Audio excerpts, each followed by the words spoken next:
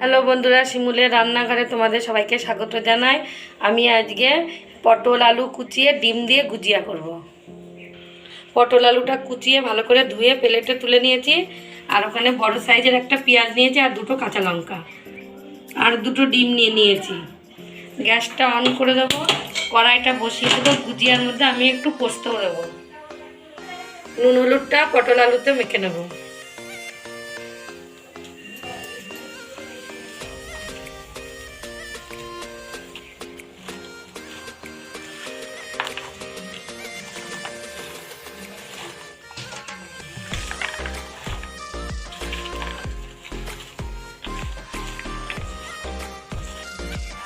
নুন হলুদটা মাখা হয়ে গেছে, কড়াইটা গরম হয়ে গেছে। কড়াইয়ের মধ্যে আমি সর্ষের তেল দিয়ে নেব।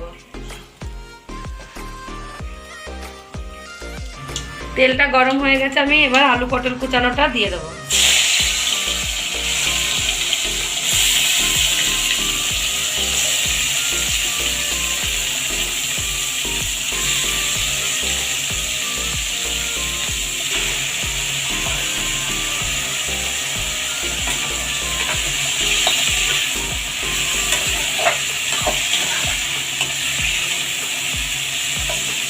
পটল আলুটাও ভালো করে ভেজে নিতে হবে। আলুগুলো ভাজা হয়ে গেছে, আলুগুলো আমি এবার বাটিতে তুলে নেব।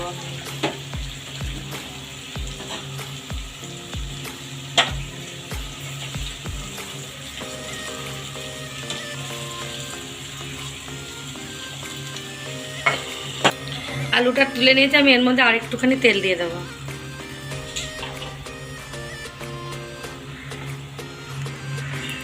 এর মধ্যে দুটো শুকনো লঙ্কা দিয়ে দেবো। পেঁয়াজ আর কাঁচা লঙ্কাটা একসাথে দিয়ে দেবো।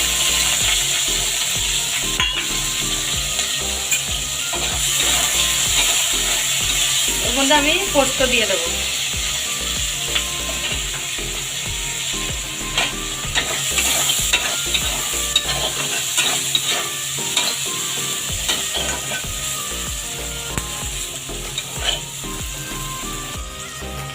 পেঁয়াজটা হালকা ভাজা হয়ে গেছে, আমি এবার আলুগুলো আবার দিয়ে দেবো।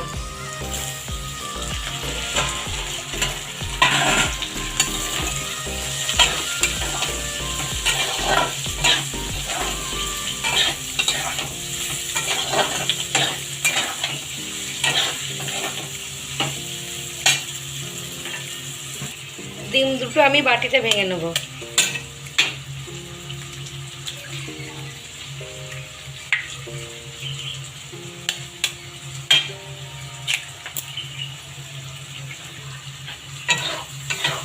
ডিমের মধ্যে আমি অল্প পরিমাণে নুন দিয়ে একটু নেড়ে নেব।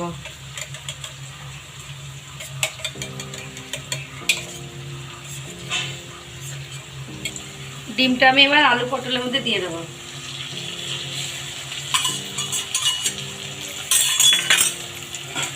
ভালো করে নাড়তে হবে।